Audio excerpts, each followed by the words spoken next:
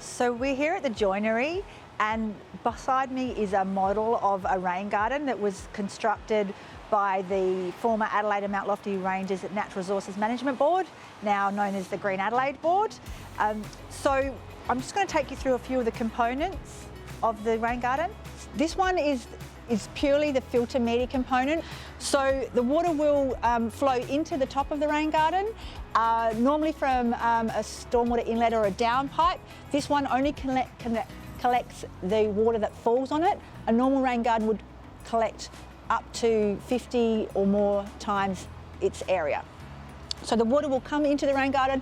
It will be treated through this special filter media, which has less than 3% organic matter and less than 5% clay, and that's so it can be quite free draining, because the water needs to move quite quickly, as you can imagine, through the soil column as the rainwater comes in. So it filters as it flows, and it should progress through the rain garden at about 100 to 300 millimetres an hour if it's functioning well.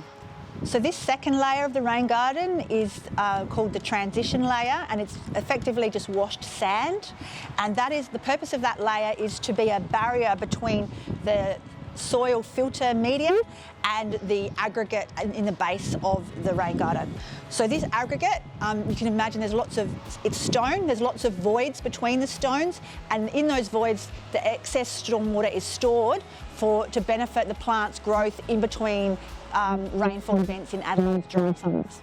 So ultimately, once the stormwater has flown through the rain garden and is treated, it'll be returned to the stormwater drainage network, and then ultimately to the creeks and the coastal environment in a cleaner, better condition with less pollutants than when it entered.